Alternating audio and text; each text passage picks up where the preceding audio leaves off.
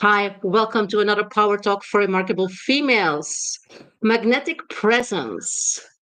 You know, this moment where you have this vision or this idea or this project, and you have everything so clear in your head or so clear on paper or on your PowerPoint, and then you have to go on a stage, whatever kind of stage it is, and you're reluctant or you don't know how to present yourself or you don't know how to have impact or you can convince people. This is about how you show up. And I'm Helena de Munk. I'm your host today. And those who know me, know that I'm all about finding your voice, showing up, speak your truth. And today we are going to talk about magnetic presence. And I am here with Erin Duffy. And Erin is an executive stage presence and personality brand and personal brand coach, with over 30 years of experience in creative agency leadership and the performing arts. Erin specializes in empowering business leaders and entrepreneurs to shine authentically in the spotlight, whether on stage, in meetings, or during public engagements. Through her unique coaching approach, Erin breaks down the elements of charisma, personal brand, and stage confidence, guiding her clients, hopefully you, to connect with their true selves and project their best selves outwardly. Her clients learn to harness the power of personal storytelling, which not only enhances their executive presence, but also fosters deeper connection with their audiences. Erin's transformative coaching programs enable individuals to elevate their stage presence, boost their confidence, and create lasting impact. Erin, it is an honor to have you here. How are you doing? Welcome to the Boundary to the Power Talks for Remarkable Females. Thank you so much, Elena. It is lovely to be here. It's so much fun. Just have this conversation with you. We share so much in common, and I've just been looking so forward to having this conversation. Yeah, absolutely. We were saying basically that when you're passionate about something, that time flies, and you, even if you're mindful and intentional, it's like, you have not enough time to do everything that you wish for. And so I'm so happy that we are here together, that we found this time, and also so happy that we have people watching this episode in in real time live or in a replay. So you are invited. You are invited to join us if you want to. So send us your messages, send us your questions, send us your feedback, whatever you feel you want to share with us and your audience, just bring it. Even if you are watching or listening to the replay, we will watch the comments and we will get back to you with whatever service that you need. So, Erin, magnetic presence, authentic showing up. Where do we start? Well, I always say you really start from your true self. And that's really, understanding your story, what you stand for, your values, and really owning them. And to a point where you become so comfortable and confident in that once you do from an internal standpoint, it then allows you to step out on that stage. And Helena, how you and I have talked about this before, the way I define every room or every stage, it is every room you walk into. So you're on stage when you're in a one-on-one meeting with your boss, or when you're with your team, or you're in the board meeting, or you are inspiring an audience of potential clients. Are you bringing your authentic true self to that stage? Because when you are, and when you're comfortable and confident doing that, you pull people into you. And that to me is just imperative for every leader to bring their authentic and true self to that room. Absolutely. But let's play the devil's advocate, because you work with women in order to build that confidence, that stage confidence. And I work with women to build their confidence and find their voice and speak their truth. It's easier said than done, isn't it? Because there's so many women that are so reluctant to take that stage, to own that stage, because we have been told not to be difficult, not to be confrontational, to be nice, to be compliant, to be whatever I mean, everybody can fill in their own stuff in order to have that idea that it's like a risk to do that? Or what if I fail? What if I don't pronounce the words right? If I'm not like a native English speaker like I am? What if I forget something? What if my PowerPoint presentation, there's a spelling mistake or whatever? There's so many risks when you take the stage and when you want to own the stage. So what is it that shifts that idea and brings us like, in like a natural inner strength and inner power to be Well, present in every conversation and on every kind of stage? And I love that you say there's so many stages. Yeah. exactly. Every room you walk into, right? You Mm, just hit it on the nose.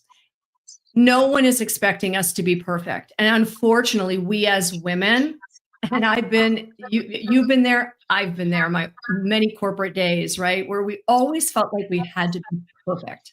And if there was a mistake, we blamed ourselves or we shamed ourselves. And the fact of the matter is, people love when you're honest, open, and transparent. And let's say there's mm, a mistake in your PowerPoint. It's like, oops, oh, did you guys see that too? Yeah, I meant this word. And then everybody, you know what happens to the audience? They actually kind mm, of laugh along with you and think, wow, she's just like me. She's giving mm, me permission to be real. The fact of the matter is, we don't want you to be perfect on this stage. In fact, more people are attracted to you when you truly are your honest, vulnerable, and transparent self. They yeah. want it because you become more human, and thus you're actually attracting more people to you. But you're also Mm, telling them it's okay to be what I call human, because no one's sure. perfect and everybody makes mistakes. But when we Yeah. can really own who we are, there's a level of confidence that we build in ourselves so that when we walk out on that stage, you no longer feel like you have to create this wall between you and that audience. And I better look perfect. I better be the best I can be. And if I'm not, I'll fail.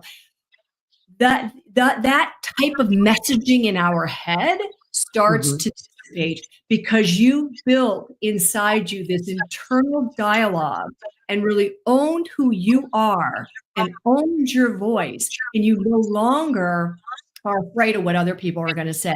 And here's the thing that I Mm, share with all my clients, and this is what drove me to create my company and to do the work I did. I do. I do is if all of us, so everybody here listening, when you show up 100% your authentic self, you have no competition. Think about, mm, and when you think about that statement, no one can be you. And the only way you can really own that is by doing that real deep inner work and building that level of confidence and owning who you are and owning your voice and taking that out into the world.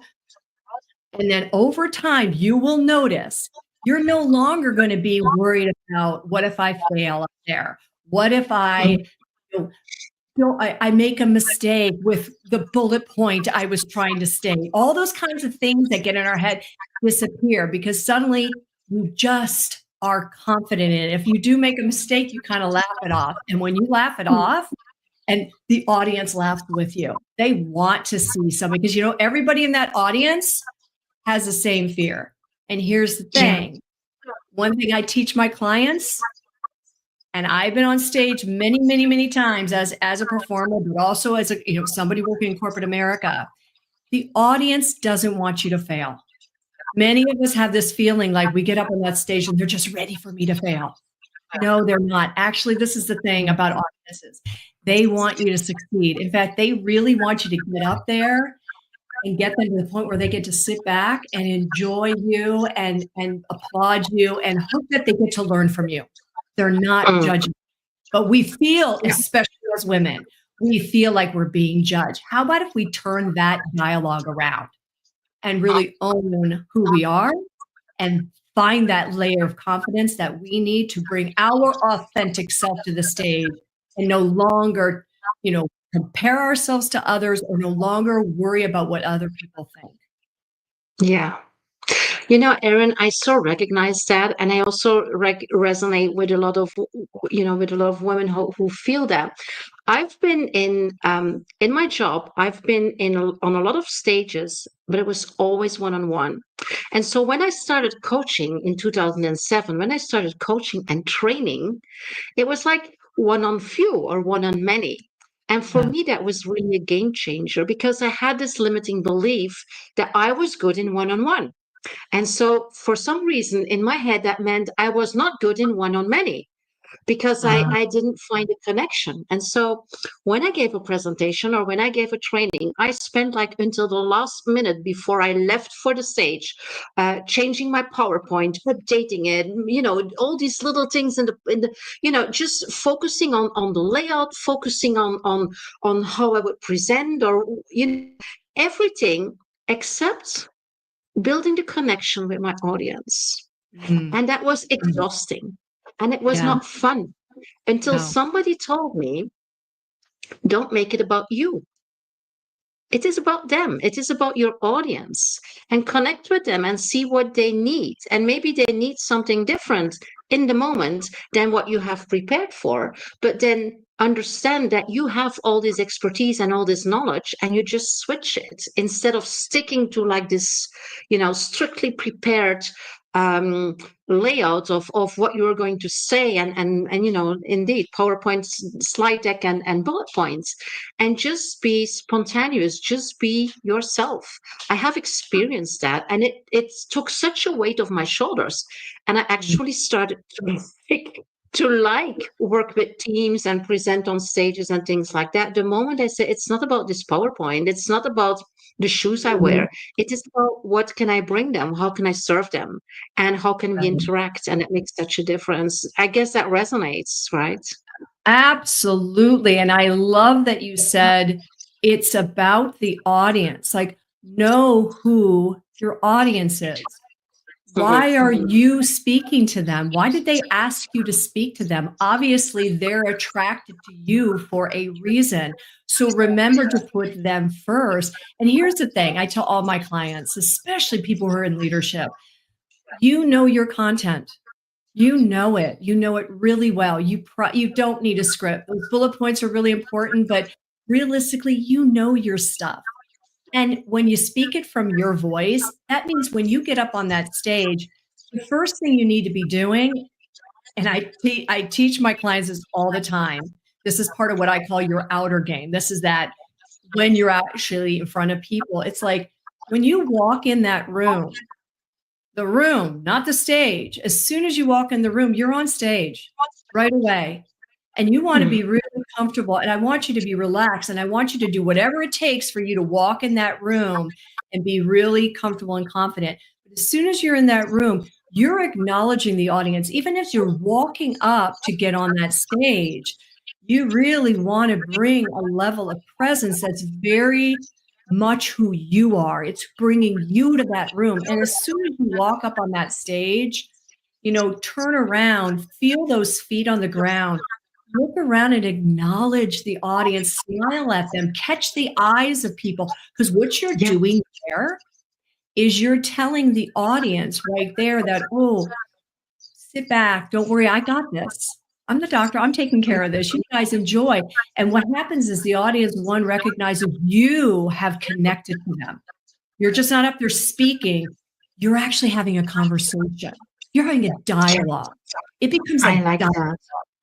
And then, like you were saying, then, Lena, then you're having more fun, right? Because you're acknowledging them. You're looking at them when you're speaking. And you're able to stop. If something happens that's, wasn't planned for, you know how to react to it because you're very present. You're connected to them and you are Mhm. delivering your message, which by the way, they want to hear, but you're talking and having that dialogue with them. And it's just not speaking. You're not just, excuse me, doing a speech. You are actually just having a conversation with people. When Mhm. you create that level of intimacy with people in that room, it's a game changer. Those people want to Absolutely. know you better. They can't wait to connect with you. They are inspired by you. And Mm. it's for you to realize, you as the leader, you as the expert, you know your stuff. Go up and bring you to that stage and bring your content to that stage and have fun with it because you're connecting with your audience. It isn't about you. So I love that you had that aha. I think it's fantastic. Yeah. But Erin, let's change the stage because we're talking about in this situation like a stage where we are asked to bring something. But let's change the stage to a meeting room where we are like the leader and we are meeting with our team, or we are meeting with our peers, or we are like in an international company for like a big leadership day, and we are asked to present something. So there's a lot at stake because of our visibility, or credibility, or authority. We don't know the people. Some of them might be even, or we might perceive them even a little bit hostile, Mhm. things like that. So how would we proceed there? What would be good advice? Because I'm sure that our clients are also in that situation. Absolutely. So this is again, basically what we just talked about. The same applies to every meeting. Okay. In these situations, though, this is where what we were talking about earlier, and I know some of the work you do as well. This is where in my program that inner game piece comes in. It's key. And what I mean by that, like, when I talk about executive stage presence, there's three pieces to that. The first part is the inner game. And as that's the part of you really doing a deep dive into who you are, what excites you, what you value, what you stand for, what are those stories that truly make you who you are. And by owning that, really discovering that and owning that piece, it creates a level of confidence in you that it doesn't matter if you're walking into that one-on-one or that big meeting that you could have some hostile people with. You have a level of confidence in who you are that when you walk in that room, that's who you bring in the room. We don't, nobody wants you to be somebody else. They want you to be you. A lot of times we, especially as women and ladies, I did this. So I've been where you are, constantly comparing myself to others, thinking I should be more like so and so. And I spent so many years of my career trying to fit myself into a box that I didn't belong into. Mhm.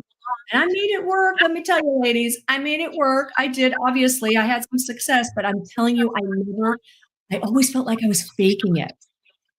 And Yeah. nobody wants to fake it, right? And also, nobody wants you to be like somebody else. They want you to be you. And that is what that inner game work does.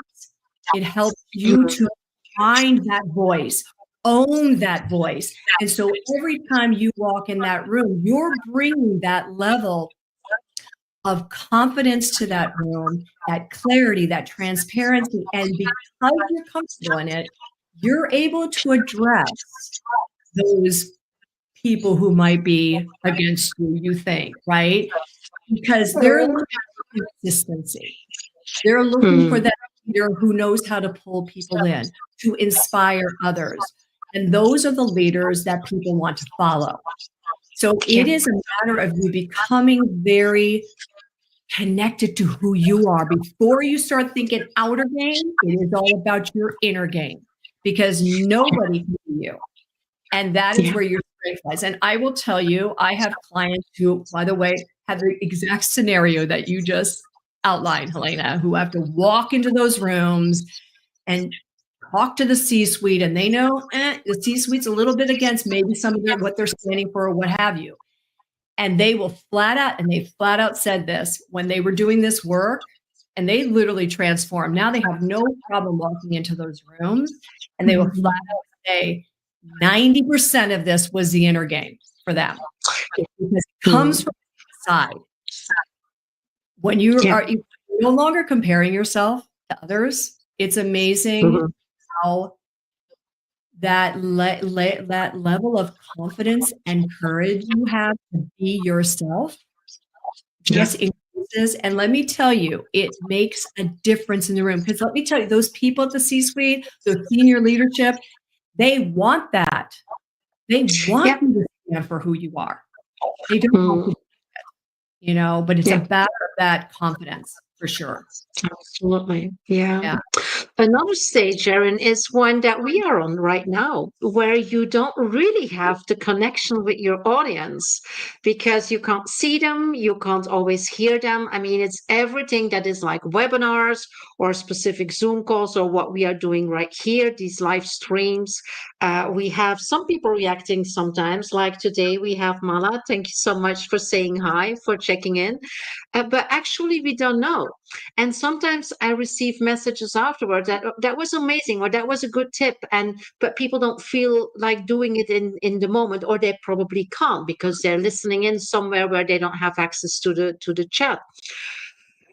So that's a difficult one sometimes also for me to keep that connection. And so I'm very interested in your advice in order how to show up there and keep the connection with an audience, even if it is like replay where you have like asynchronicity in the time with your Mhm. message. How do you work on that?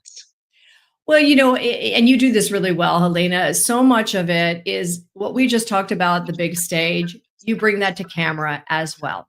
In fact, it's even more Mm, important the camera because, you know, you can't touch the person, right? They're not right there, but yet you are touching people. We touch people more and more now because there's so much video, correct? So yeah. it is really about breaking down that wall, pretending there isn't a camera there. But actually, when you're speaking in that camera and you're, like you said, doing a webinar, let's say, or maybe you're even shooting a video that you want to do on like a LinkedIn series you want to do, or maybe you're doing something on YouTube and you're trying to reach your audience, you need to see your audience in that camera. So Mm, when you're looking in that camera, rather than seeing a camera, what I always encourage my clients to do when they're working on their camera confidence is see who that ideal person is in that camera. Is that your ideal mm, customer? Could be your ideal team member, whoever you're trying to reach, and actually see a picture of them. Actually think yeah. about what they look like. Draw, and I actually have had people like cut something out of a magazine of somebody who looks like your ideal person, right? And then Yeah. always look into that camera when you Mm, are doing a video. And yeah. but I don't want you to see the camera, and this is practice, people, but it works. See Mm, the yeah. person as if you're sitting across from them having coffee. So there's a table between you, and that person's right across from you, and you're having a conversation with them. See them, and you're having coffee at Starbucks. I'm gonna throw that out, right? It will make Yeah. such a difference because here's the thing: when you're looking in the camera, and you actually see your person, everybody viewing it on the other side thinks you're speaking directly to them. And Yeah. that is huge, a huge, Yeah. big, big difference. Yeah. Absolutely. And I see that resonates. I see somebody here listening in or watching that says pretending the camera is not there. Absolutely. And sometimes it's very difficult when it's like you really in your face. But like you say, imagining or even sticking a picture of a real human on your camera and just having, that connection. You know what, Yeah. Erin? It is also about heartfelt messages, isn't it? When I work with women also to develop their vision, to bring their vision. For example, they're accepting a new role in an organization, and they create a vision about how they want to achieve certain goals or how they want to change the organization or the department or whatever. So we create a vision, and sometimes a vision is so conceptual and so intellectual. It's in their head, it's on the PowerPoint, and that's it. And so what I always do, and I also always do that for myself also, is I want to have it heartfelt. I don't want to have the intellectual conversation. I want to have it coming from my heart, from where my passion is, where my love is for the people, my love for my clients, my love for the work I do. And that's a completely different energy and a completely different vibe. And I believe that if you're on stage, if you're in a meeting room, if you're behind a camera, if you can do that, if you can bring that heartfelt message, then you have a completely different energy and you have a different impact. And that's what it is about. I mean, we are here or we are spreading our message, we are in a meeting to have impact, to make things change, to influence people to join us on a common goal, on things like that. And I believe that people don't choose with their heads, they choose with their hearts. Absolutely. I Does that mean, make sense? yes, you Mm. hit that right on the nose. And I was going to say, this is where story comes in. This is Oh, where yes. story comes in. The Let's idea, talk about I stories. completely agree with you. Everybody, people are looking for heartfelt. People are, they do, by the, they're not led by titles. They really aren't. People are not inspired by titles. They're inspired by you. And how do you Mhm. show up? And your story, your story is really important for you to really own who you are, but then it's you sharing stories. And so let's, like you said, this one person says a great vision, right? And they're excited, they got their goals set up. But sometimes when it's just a bunch of that and data and whatever, it doesn't really inspire others. Also, people don't quite remember it all.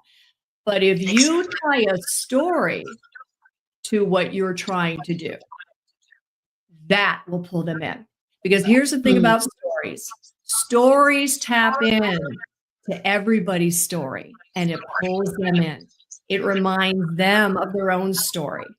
And if Mm. you can pull your stories in to anything you're doing, it will attract your audience. It will inspire your team and they'll want to follow you. So Yeah. when I'm working with my clients and Helena, you do this as well. It is like we spend time crafting those stories, helping you build an arsenal of stories that you can use. Or if you're speaking, let's say to the analyst or you're speaking to your team, everybody's inspired by story and it moves the audience to action. And also people get to know you better. And Yeah. that's what they want. They want to get to know you better, and it's through your stories. And I mean, I have multiple types of stories that I tell every one of my leaders that they need to start, creating for themselves and building an arsenal so that they can pull from that all the time, anytime they're getting up to speak. And it makes such a difference. Even if they're having a meeting with their team, using a little Mhm. bit of story can change the tone, the effect, everything in that room. It's very powerful. Yeah. Another limiting belief that I hear often also in that area is like, I'm an introvert. I don't want to share stories. I don't want to have these, not relevant things shared in the room, or I don't want to talk about my personal life, things like that. So, what's your antidote against that?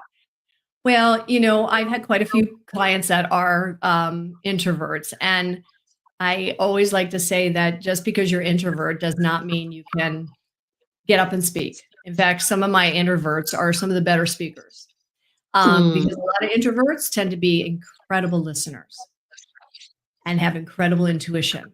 So they can feel what people want in the room and they know how to address it. So if you're an introvert out there, that does not mean that, oh, I can't be a really good presenter. Actually, you make a very good presenter. You'd be amazed the number of actors and actors out there that you admire that are actual introverts. Like Mm. outside of the theater, outside of the film, they're quite the introverts. So it should not hold you back.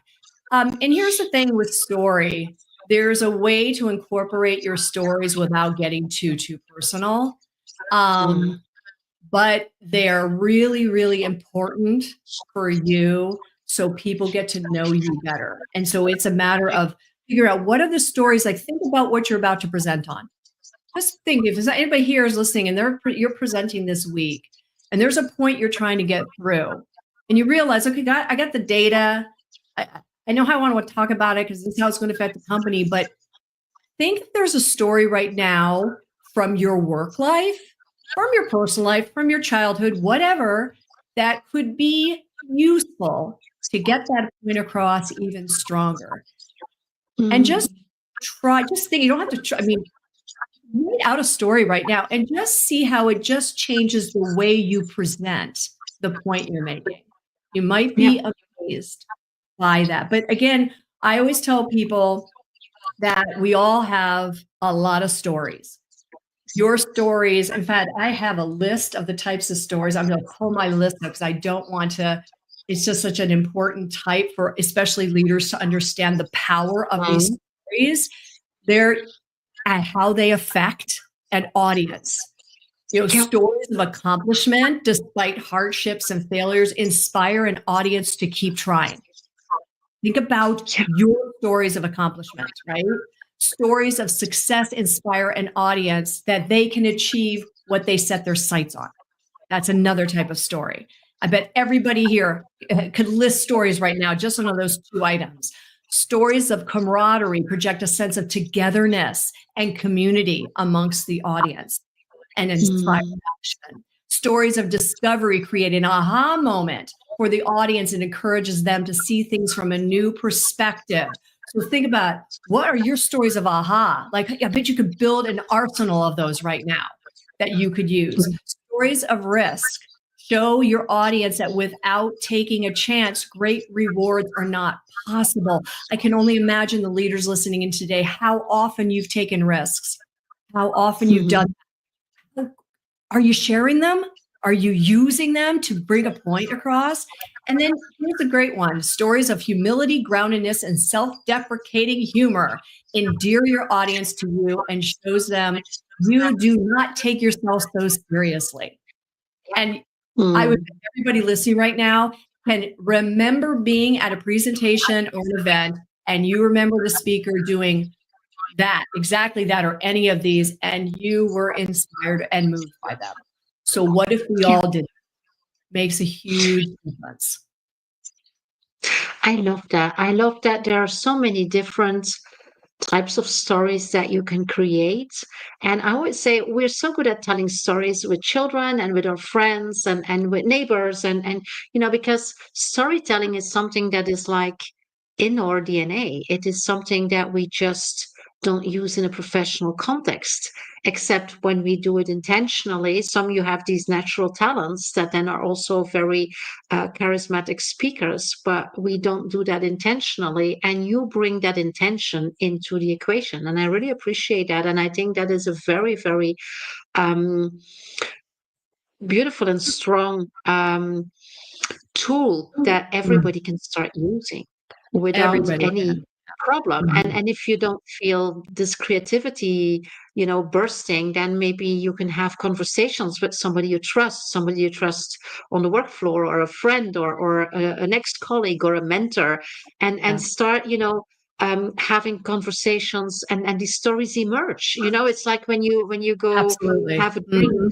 with a friend, and you start talking, and then these stories emerge. I guess they can as well emerge in a professional context, and it's just about being intentional about it and being aware of, oh, this is a story, let me take this, let me keep this in my repertoire. That's Absolutely. such a Yeah. Yeah, nutshell. because Yeah. I love how you said that. It is your repertoire of stories. And you would Mm. ask a question earlier about, well, what people don't want to share personal stories. Here's the thing. Just start with your work related stories. Just that list I just gave everybody. I bet you could right now just work related stories. When you started Yeah. your career and you took a risk, write that story down. Or like, oh, you did a project and it was a failure, but write that down and see how you can Yeah. use it. And just start. I love the repertoire. I know I do an arsenal because I always say, capture your stories and put them like on a spreadsheet of some sort. Because I tell people, we think of stories all the time. Just an FYI, you might be in the shower, you might be walking your dog, you might be washing the dishes, and stories come in your head all the time. When that Mm. happens, pick up your phone and just say it in your voice memo, or go Mm. back to your computer and put it like in a spreadsheet. Just start capturing your ideas. Yeah. Just start doing that because you'll be amazed. The Yeah. stories come up, and then all of a sudden your brain's going to go, holy cow, I could use that on Monday when I present to the board about this new initiative we're doing. Yeah. Oh, I think I'm going to try that. Because let me tell you, when you use story to make a point, the point is remembered far more than when you don't. Data, Yeah. people remember the data when you deliver it with a story. Yeah, It's very powerful. absolutely. Yes. And you know what I also like, Erin, that is that when you collect these stories and you evaluate them in the light of, can I use them, in order to demonstrate something, or in order to bring an extra energy or an extra emotional element in my presentations or in my meetings.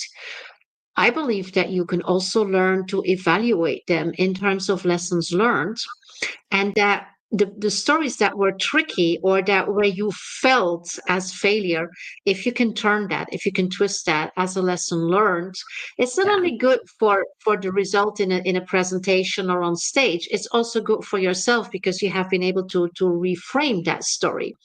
And another one, if we'll talk about success stories, because a lot of women have so much problems bringing success stories. It's like we shouldn't talk about those. They're like, normal.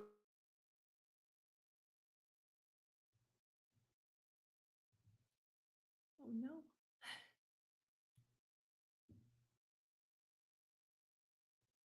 Oh no, I think we lost Helena. Or maybe you lost me.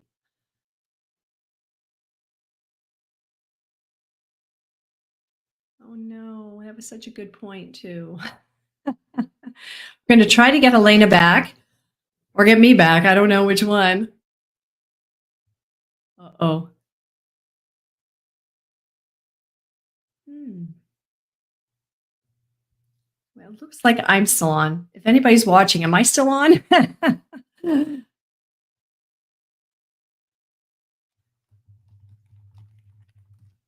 Oh no.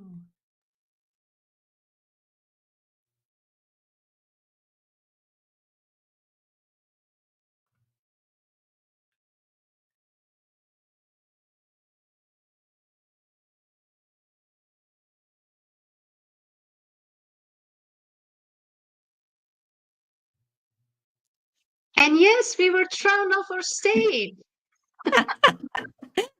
We did. I'm like, I think we lost Helena. Then I thought maybe you lost me. And I think you froze again. Did you freeze again? Oh no. Right? Oh, there you are. You're back. Okay, good. We're back. So nothing happened, just some tech issues. Probably we had too much vibrations going on here, and internet didn't know what to do with it. But we were thrown from our stage, and now we're back. Nothing happened. The world keeps turning. The sun will still rise tomorrow, and we still have interesting topics to share with you here today. So these are the things that should not throw you off. Yeah. Exactly. Oh my God, this is a Which perfect brings another good example. topic, right? Exactly. I love that, Elena. This is a perfect example of tech happens.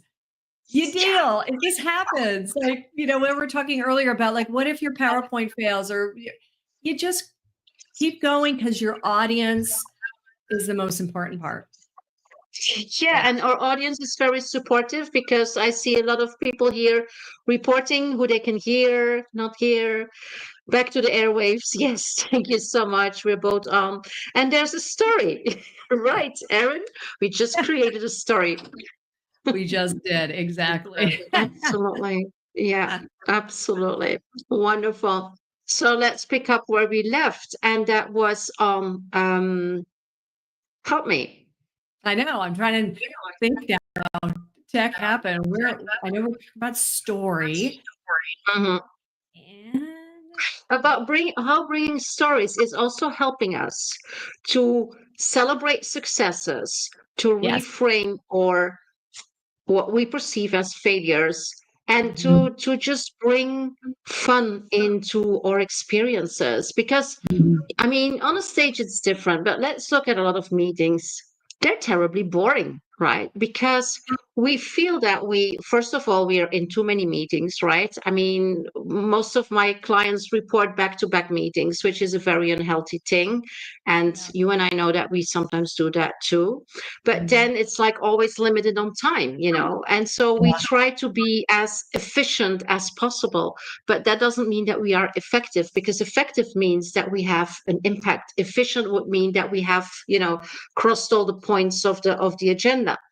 So bringing these stories, even if we feel like we are in a time constraint, I'm pretty sure that the impact will be different, and that we will be a lot more effective if we, have you already said it, some humor, some lightness in the conversations, and understand that we are human beings connected and having a shared goal, even if it doesn't always seem that way, because we have like, conflicting interests of there's scarcity in resources, and we have to make sure that all departments are dealt with. Things like that doesn't mean Yeah. that we cannot be connected, and that we have to forget the humanity in these interactions, right?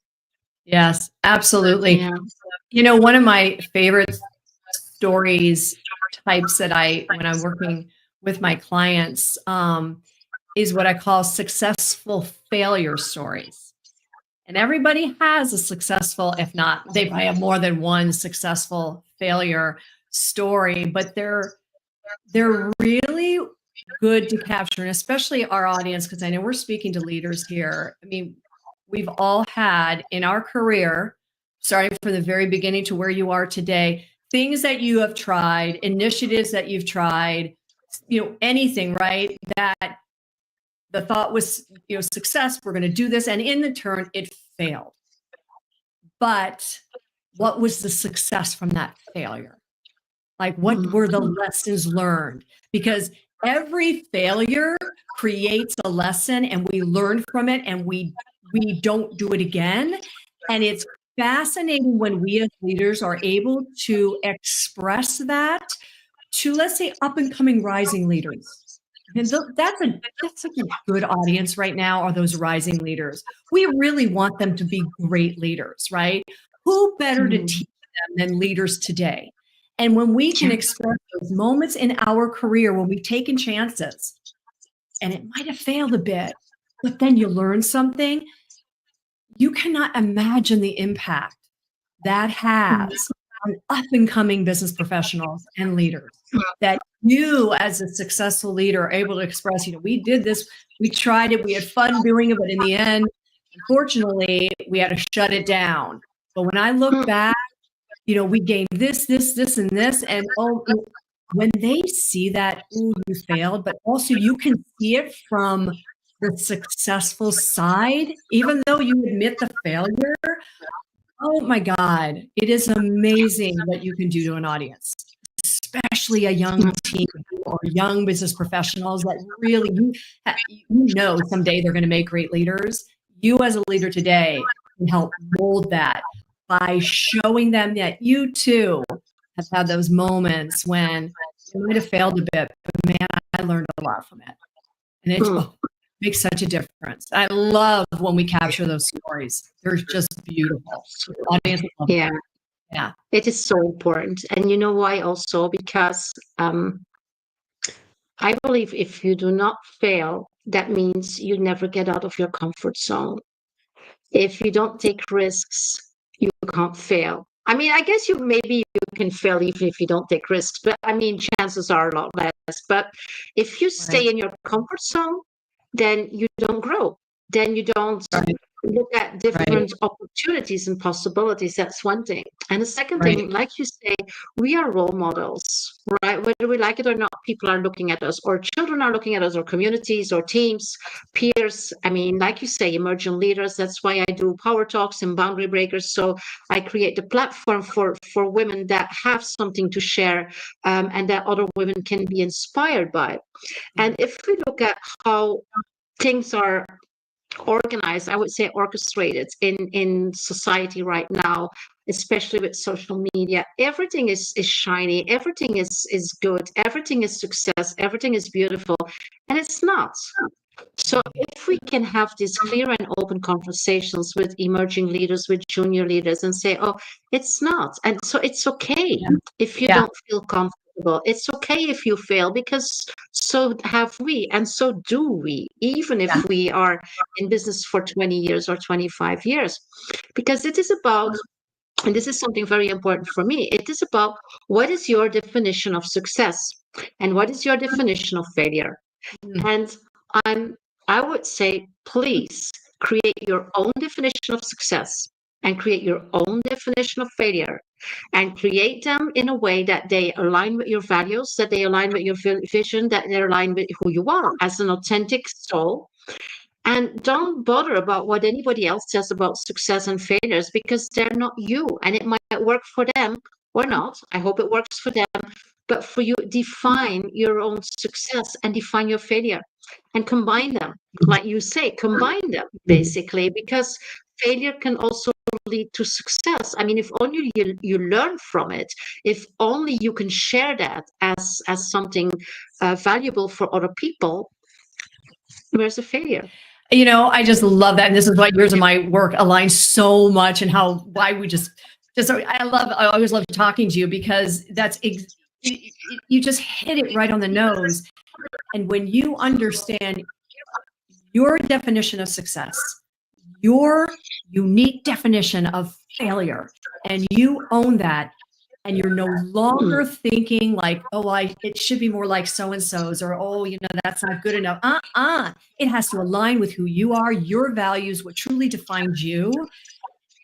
And when that happens, then you have a level, like we've been talking this whole conversation, this authenticity and this confidence, where you're no longer comparing yourself to others, but you're also just being you. Helena, I think you agree with me. This is what allows people to feel so comfortable in the room, because they Yeah. know what defines them and what's important to them, and they're no longer wasting time comparing themselves to others or thinking they should be more Yeah. like somebody else. They've taken the time to say, no, this is who I am. This is what success means to me. This is what Yeah. failure means to me. This is what I'm doing for me. Totally aligned with Yeah. your values, right? Who you are. Absolutely. And that's what brings that level of just contentment and comfort, even in the highest stakes situation, because Yeah. you know who you are. Absolutely. And this takes us further than the stages that we were talking about. This takes us basically to the stage of life, because our life is also a stage. We are constantly, some people would say perform, but perform for me, doesn't have the connotation of authenticity, but we are being constantly on a stage. And Yes. so it's so important that we are authentic, that we can be who we are, and that we can have our dreams and our aspirations and share that with other people on whatever stage that you then, need in order to do that. And it is Yes. about having this inner compass, because if you look at the world, I mean, a lot of things are happening, and there's a lot of things that we cannot control. There's a lot of things we don't know. We think we know a lot because we're like, bombarded with news from wherever. But basically, we Right. don't.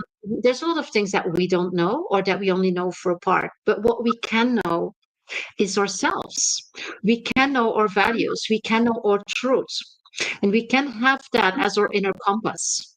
And we can have Yes. that as the way that we show up and the way that we interact with other people. So it is about how we look at ourselves and the conversations that we have with ourselves. It's about how we look at other people and the conversation and the quality of the relationship we have with them. And then how we look at the world and the Yeah. relationship that we have with the world. And this is basically what you call this inner work. And it's not Yeah. something you do like that. It's not something you do overnight. And I would even No. say, Erin, if I might, it's not something that you do alone. No. It's No. not something that you do alone. I mean, No. Mm-mm. I want to hold a plea for coaching, because we have our shadow sides, we have our blind spots. There's so many things that we don't really see clear. And if somebody who is professionally trained and is unbiased and non-judgmental, asking the questions to open the portals, to open the opportunities and the possibilities to see what we really are, to really tap into our potential and bring that up, then we can take that to any stage. And we can take that with positivity and with intention and with consciousness. And we will have a completely different conversation with whoever is there.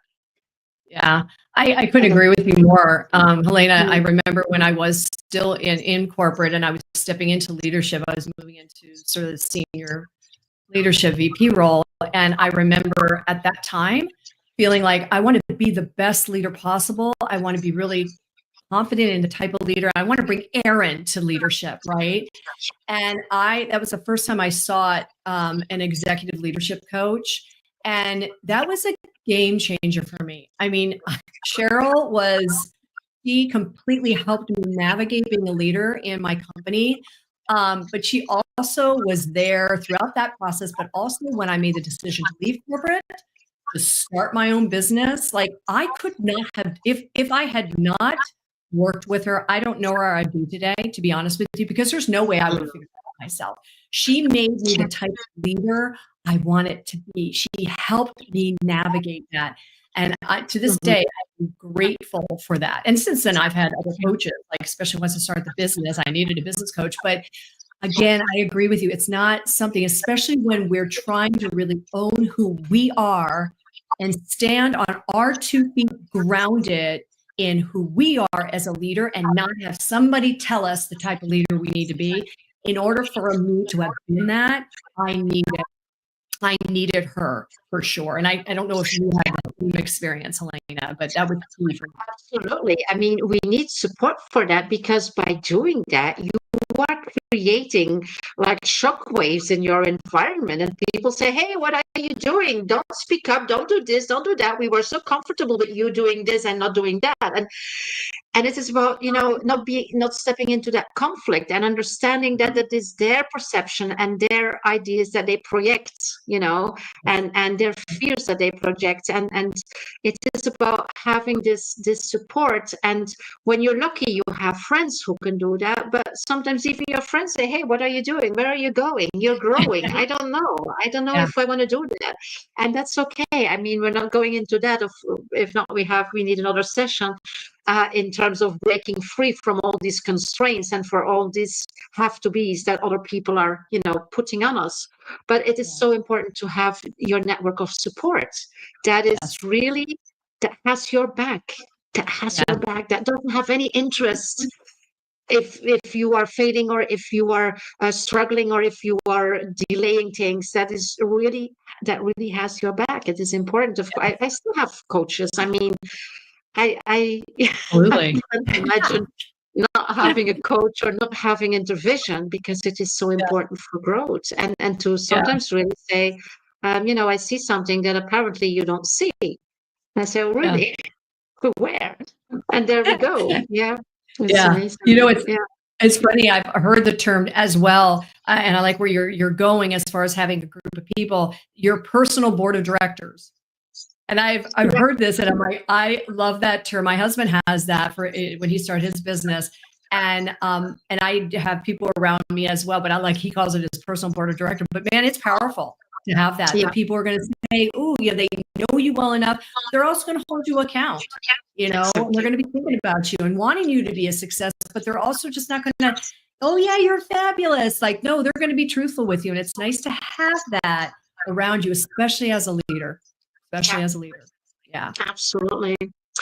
Erin, how can people get to you? And do you have kind of a freebie or a taster in terms of, becoming this magnetic woman showing up on stage? How can they get to you?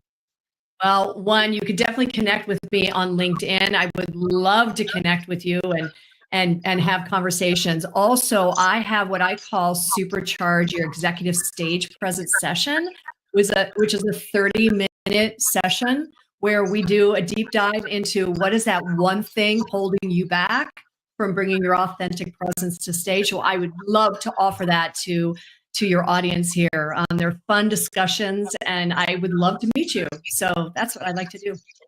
That's wonderful. So if people reach out to you on LinkedIn or on your website, we will make sure that these URLs are in the show notes. Maybe can you put them here also for the people that are here live? Erin, can you put them in the Yeah. chat?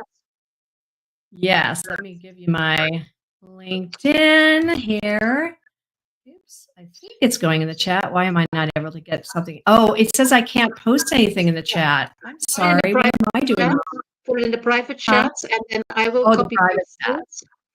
And then it Fabulous. could be on Right. some of the platforms. If it's not, that's because we are live streaming on different ones. Then just go to the replay on YouTube or on LinkedIn as of tomorrow, and then here you go. But I think it's on most of them. If you're on Facebook or YouTube, you have them already in the comments.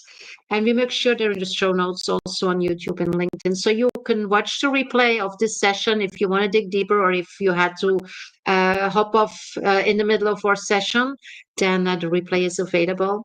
And Erin, it was just great to have this conversation with you. You shared so many golden nudges that I'm sure that women will be able to use as a lever for their stage presence, and we will see a lot of magnetic vibrations in the world as of tomorrow because of that. I trust that. So thank you so much for everybody that was here in real life, or I mean live, or is watching or listening to the replay. Just reach out to us. If there's anything we can help you with, just reach out. We are only a message away, and just start trying. There's so many nice things here that Erin brought as amplifiers of your stage presence. So try them, and don't try new things that you don't feel comfortable yet on the biggest stage. Do this step by step. You can make baby steps if that works better for you, or if you're very, very bold, then do it on a big stage. Why not? What's the worst that can happen? And so, hope to see you again next week. Thanks for being with us, and take care from this online stage. Bye bye. Bye bye.